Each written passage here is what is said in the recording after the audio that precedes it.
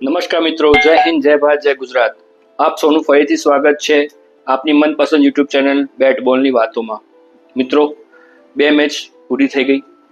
બીજી મેચમાં જે પ્રમાણે યુએઈને ભારતે હરાવ્યું છે, જબરજસ્ત રીતે હરાવ્યું છે. ઘણી વખત તો આપણને એવું થાય કે શું આ ટાઈપની ટીમો આ ટાઈપની ટુર્નામેન્ટમાં ડિઝર્વ કરે છે, કેમ કે ક્યાંક ને ક્યાંક જોવા જાઓ તો કોઈ કનેક્શન જ નહોતું, ક્યાં ઇન્ડિયા અને ક્યાં યુએ. પણ છતાંય આપણે ભારતીય ટીમે ઘણું સરસ પ્રદર્શન બતાવ્યું. કોન્ફિડન્સ ખાસો એવો બૂસ્ટ પણ થયો. બરાબર, મેં તમને આગલા વિડીયોમાં કીધું હતું એ પ્રમાણે એ ટીમમાં ગણીને એક કે બે પ્લેયર એવા હતા કે જે સારામાં સારી રીતે પરફોર્મ કરી શકે એમ હતા, પણ એ બંનેની વિકેટ લઈ અને ભારતે કામ ઘણું આસાન કરી નાખ્યું. બધા જ લેવલે જોવા જઈએ બોલિંગના, તો બધા જ લેવલમાં ટીકમાર્ક કરીને નેક્સ્ટ મેચ ઉપર આપણે પહોંચી ગયા છીએ. નેક્સ્ટ મેચ સુપર મુકાબલો ભારત અને પાકિસ્તાન, એનું પણ આપણે પ્રિવ્યૂ કરશું મેચના આગલા દિવસે. પણ આજે વાત આપણે કરી રહ્યા છીએ match number 3, Hong Kong versus Bangladesh.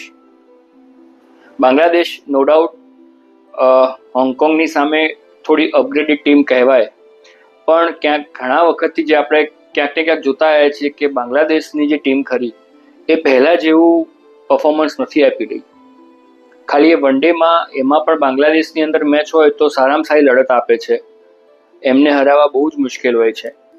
પણ જ્યારે મલ્ટીનેશનલ ટુર્નામેન્ટને એવું હોય છે એમાં આપણને ખબર છે કે સાવ પાણીમાં જ બેસી જાય છે.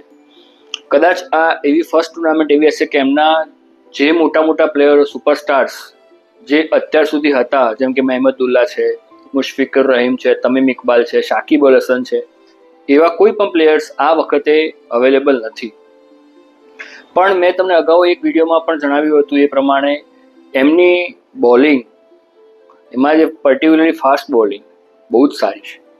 કેમ કે એમનો જે બોલર છે તાનજીદ હસન, સરસ બોલિંગ નાખે છે, થોડી સ્લિંગ એની બોલિંગ આવે છે. પછી બીજો છે તસ્કીન અહેમદ, આપણે ઓલરેડી જાણીએ જ છીએ કે બહુ સારો ફાસ્ટ બોલર છે, હંક જેવો છે. બરાબર. અને થર્ડ નંબર પર વાત કરીએ આપણે તો મુસ્તફિઝુર રહેમાન, જે ઓલરેડી દુનિયાની ઘણી બધી ઇન્ક્લુડિંગ આઈપીએલ ટુર્નામેન્ટ રમીને પોતાનું પ્રદર્શન બતાવ્યું છે. સ્લો કટર્સ ને બધામાં એની માસ્ટરગી છે. સ્પિન બોલિંગમાં જોવા જઈએ તો એમની પાસે સારામાં સારો બોલર નસુમ અહેમદ કરીને છે, સારો બોલર છે. પછી એક ઓલરાઉન્ડર છે, બોલિંગ ઓલરાઉન્ડર છે રિશાદ હુસૈન પણ બહુ સારો હાર્ડ હિટિંગ બેટ્સમેન છે અને બોલર સારો એવો છે. ગુગલી પણ સારી નાખે છે અને ક્લાસિકલ જે આપણે લેગ સ્પિનર કહેવાય એ ટાઈપનો એ બોલર છે. બીજો છે મહેદી હસન પણ સારો ઓફ સ્પિન બોલર છે. એ પણ પોતપોતાનું કૌશલ્ય બેઝિક જે આપણે બાયલેટરલ સિરીઝ હોય એમાં બતાવી ચૂક્યા છે. પણ આજે આપણે વાત કરશું કે એમના નબળા પાસા કયા છે અને પોઝિટિવ પાસા કયા છે. જો નબળા પાસાની વાત કરીએ તો એમની બેટિંગનો મદાર સૌથી પહેલો એકમાત્ર પ્લેયર છે કે જે ફક્ત અને ફક્ત મેચને સર્વાઈવ કરાવી શકે, એ છે લિટન દાસ. આ ટીમમાં એવી એબિલિટી નથી કે જો તમે 200 ઉપર કે 190 ઉપરનો સ્કોર મારો તો એ મેચ જીતી શકે. હા, પણ એ લોકો 170 કે 160નો સ્કોર કર્યો હોય તો તમને 170 બનાવતા આંખે પાણી તો લાવે જ, કેમ કે બોલિંગ એવી સારી છે. એટલે બને ત્યાં સુધી મને એવું લાગે છે કે આ લોકો સૌથી પહેલા હંમેશા જો ટોસ જીતશે તો એ બેટિંગ જ લેશે, કેમ કે બેટિંગમાં એમને ખબર છે કે અમે 170 કે 180 બનાવશું તો મેચનું પડડું અમારી તરફ રહી શકે છે. એટલે એ ઓલરેડી ગ્રુપ ઓફ ડેથમાં છે, એટલે બને એટલું હાઈએસ્ટ માર્જિનથી જીતે હોંગકોંગ સામે તો એમની નેટ રન રેટ પણ સારી થાય. કેમ કે આપણે જોયું પહેલી મેચમાં જે પ્રમાણે અફઘાનિસ્તાને હંફાવ્યું, બરાબર, એક વન સાઇડેડ આખી જ મેચ હતી, એ પ્રમાણે જોવા જઈએ તો બાંગ્લાદેશને પણ એ રીતનું પરફોર્મન્સ કરવું પડશે અગર એને સેમીફાઇનલમાં પહોંચવું હોય તો. પણ એનું મતલબ એવું નથી કે હોંગકોંગ એ સાવ નબળી કક્ષાની ટીમ છે. હોંગકોંગ ટીમમાં પ્લેયર્સ છે, પણ એ લોકો જોડે એવું એક્સપોઝર નથી કે આવી મોટી ટુર્નામેન્ટ્સ રમ્યા હોય. બરાબર. પણ ક્યાંક ને ક્યાંક એવું કહી શકાય કે અફઘાનિસ્તાન કરતાં બાંગ્લાદેશની ટીમ ડાઉનવર્ડ કહી શકાય. તો કદાચ મે બી કોઈ મિરાકલ થાય બરાબર, તો હોંગકોંગ પલડું પોતાની તરફ ખેંચી શકે છે. એટલે મારો કહેવા મતલબ એ છે કે આ મેચ જે ખરી એ વન સાઇડેડ ના થવી જોઈએ એશિયા કપના બ્રાઇટ ફ્યુચર માટે. કેમ કે 8 ટીમો તમે લઈને આવો છો, ઇન્ક્લુડ કરો છો, પણ જે પ્રમાણે શરૂઆતની 2 મેચોમાં આપણે જોયું એ લોકોનું સ્તર, એ જોતા એવું લાગે કે એના કરતાં તો 4 ટીમ વચ્ચે જ રમાડે કે 5 ટીમ વચ્ચે રમાડે ને એ વધારે સારું. પણ ઠીક છે, એ લોકોનું જે મેનેજમેન્ટનો ડિસિઝન હોય એ પ્રમાણે લોકો આગળ વધતા હોય. હોંગકોંગની ટીમ જે ખરી એમાં જે મેં વાત કરી એ પ્રમાણે જે 2-3 પ્લેયર્સ જેવા ખરા, બરાબર છે, કિંચિત શાહ છે, બરાબર છે, પછી જીશાન અલી છે, અંશુમન રાઠ છે, બરાબર છે, એમનો કેપ્ટન પેલો બાબર હયાત છે, એ બસ 4-5 પ્લેયર એવા છે કે જે થોડું ઘણું રેઝિસ્ટન્સ કે થોડું ઘણું ડેવલપ સાથે ક્રિકેટ રમી શકે. તો મારી દ્રષ્ટિએ મારી જે સંભવિત 11 છે એ હું એ રીતે મૂકી રહ્યો છું કે સૌથી પહેલા આપણે જઈએ તો જીશાન અલી, બીજા નંબરે આવશે અંશુમન રાઠ, બાબર હયાત આવે છે, પછી નિજાકત ખાન આપણે મૂકી શકાય, પછી કલ્હાન ચલ્લુ કરીને એમનો પ્લેયર છે, બહુ સારો પ્લેયર છે, એ પણ અંદર એને ઇન્ક્લુઝન કરી શકે છે.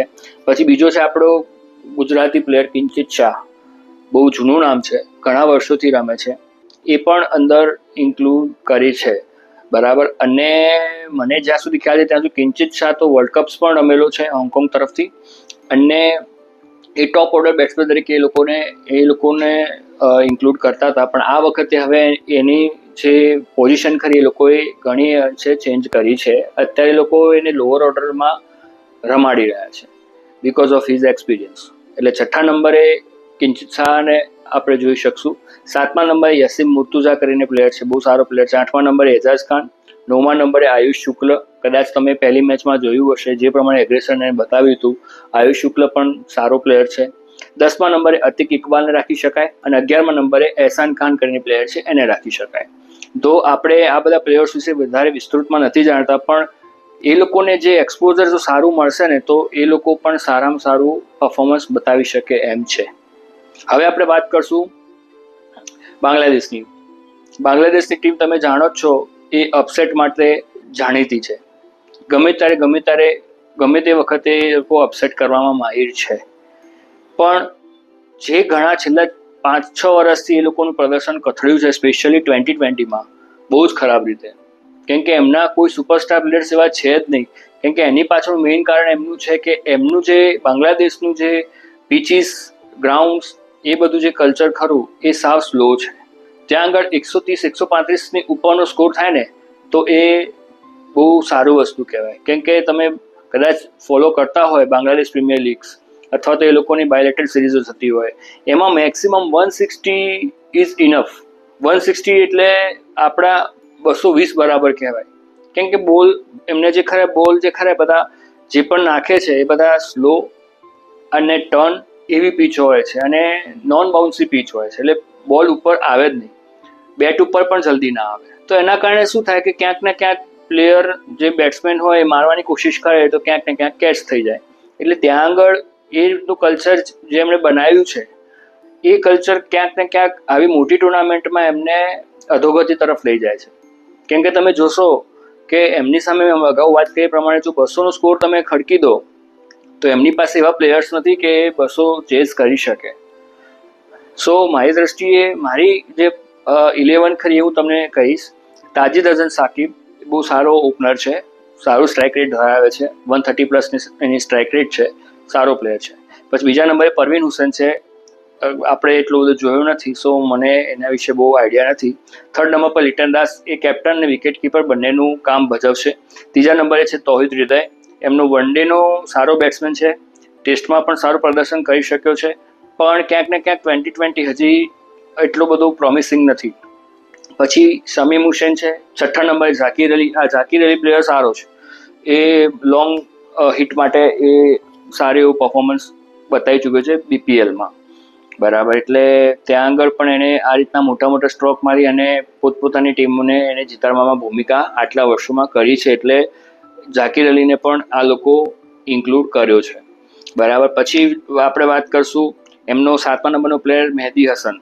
આઈ થિંક આ મહેદી હસન એ પેલો નથી મિરાજ વાળો કે જે બેટિંગ ઓલરાઉન્ડર તરીકે અત્યારે હાલ કામ કરી રહ્યો છે. આ એક બોલર જ છે અને બોલિંગ ઓલરાઉન્ડર છે. નોર્મલ બોલિંગ નાખે છે, સ્કીડી બોલિંગ નાખે છે, સ્ટમ્પ ટુ સ્ટમ્પ બોલિંગ નાખે છે અને બહુ વેરિએશન એની પાસે નથી. 10મા નંબરે પછી આપણે જઈશું રિશાદ હુસૈન. મેં જેમ તમને વાત કરી 8મા નંબરે રિશાદ હુસૈન એ સારો હિટર છે. બરાબર, 10 બોલમાં સપોઝ 17 રન કે 20 રન કરવાના હોય તો એ ખેંચી જાય એ ટાઈપનું પ્લેયર છે. ક્લાસિકલ એની લેગ સ્પિન નાખે છે, એટલે પ્રમાણમાં એની બોલિંગ સારી છે અને કન્સિસ્ટન્ટ પણ છે.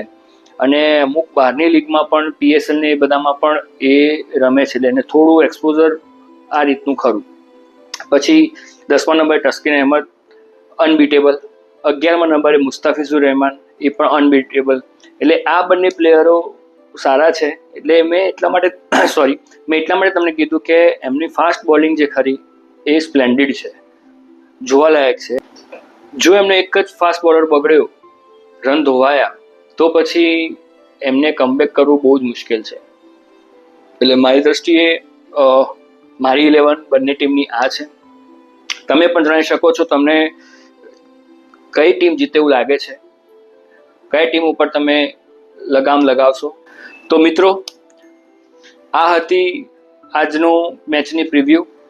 ખાસ તમે જણાવજો કે તમારી દ્રષ્ટિએ કઈ ટીમ વધારે સારી રીતે જીતી શકે એમ છે અને તમને લાગે છે કે બાંગ્લાદેશ સારામાં સારા રન રેટ સાથે અફઘાનિસ્તાને કમ્પીટ કરશે. નેટ રન રેટ જોવા માટે ખાસ આ મેચ જોવી જ રહી. આપનું શું માનવું છે? જો તમને વિડીયો ગમ્યો હોય તો લાઈક કરજો, શેર કરજો, સબસ્ક્રાઈબ કરવાનું બિલકુલ ના ભૂલતા. બરાબર, અને ચોથો મેચનું પ્રિવ્યૂ આવે એ ત્યાં સુધીમાં આપ સૌને મિહિરના જય હિન્દ, જય ભારત, જય ગુજરાત. નમસ્કાર.